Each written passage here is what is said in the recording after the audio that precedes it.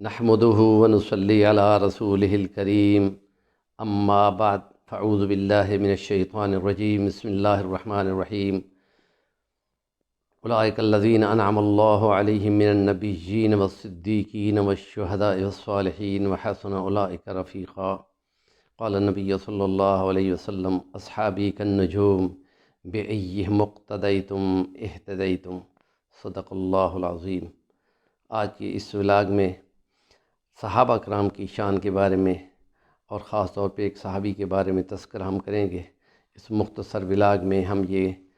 بیان کریں گے کہ حضرت معاذ بن جبل رضی اللہ تعالی عنہ، جن کا مزار اردن میں ہے، اور مختلف تذکروں میں اس بات کا آتا ہے کہ ان کے اس مزار سے بہت زیادہ خوشبو اٹھتی ہے، اور اس کی یہ وجہ ہے کہ اللہ تعالیٰ کے نبی صلی اللہ علیہ وسلم نے ان کو فرمایا تھا، اے معاذ ابن جبل، اللہ کی قسم مجھے تم سے محبت ہے۔ نبی پاک ان کو فرما رہے ہیں کہ اے معاذ، اللہ کی قسم مجھے تم سے محبت ہے،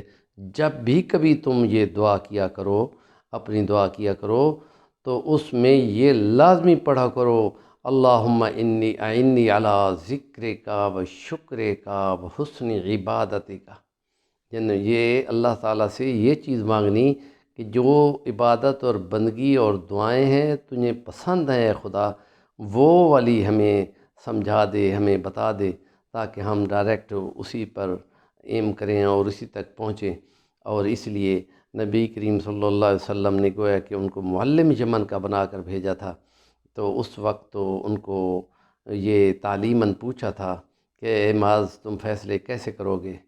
تو آپ نے فرمایا کہ اللہ کے قرآن سے میں فیصلے کروں گا وہاں کے لوگوں کو تعلیم اور قضاء کے مسئلوں کے لیے۔ تو اس کے بعد انہوں نے فرمایا اگر وہاں تمہیں اس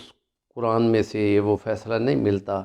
تو انہوں نے فرمایا کہ میں نبی کریم صلی اللہ علیہ وسلم کی، آپ کی فرامین کی روشنی میں فیصلے حل کروں گا۔ فرمایا اگر تمہیں اس میں سے بھی روشنی پوری نہیں مل رہی ہے اور تم کیسے فیصلہ کرو؟ اب فرمایا پھر میں قرآن اور نبی پاک کے فرامین کی روشنی میں اپنے اجتہاد سے فیصلے کروں گا۔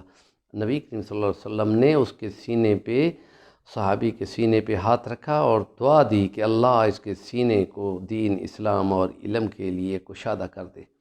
اور یہ اس فہم کی وجہ سے ان کو اللہ تعالیٰ نے، اور یہ فرمایا تھا کہ جس وقت 3 سال تک تم جا رہے ہو، 2 سال کا یہ ٹینیور ہوتا ہے، تو اس وقت جب تم واپس آؤ گے تو پھر میں نہیں ہوں گا، تم میرے مزار پہ آؤ گے۔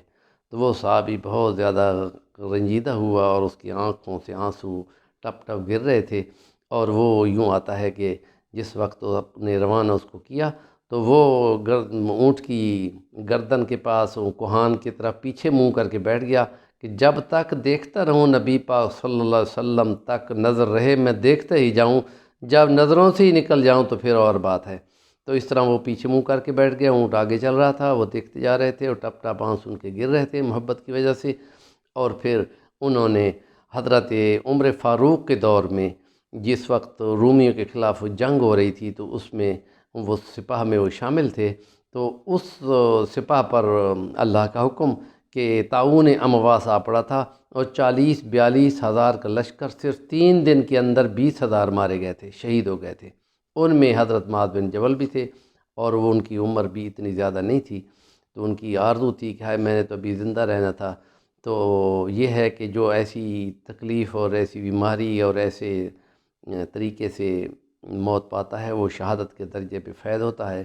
تو ان کا مزار وہاں پہ اردن میں ہے، اور ایک عالم کے بقول کہ وہ جب ہم وہاں پہنچے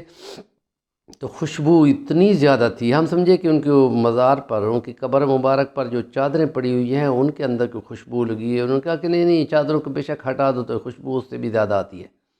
یہ اس نور، اس کی رحمت کی وجہ سے ہے جو نبی پاک صلی اللہ علیہ وسلم نے ان کو دعا دی ہوئی تھی، اور ان کا وہ عمل تھا اور علم تھا جو پھوٹ کے ان کی قبر سے باہر آ رہا تھا۔ اور یہ تعلیم دینا کہ تم جب بھی دعا مانگا کرو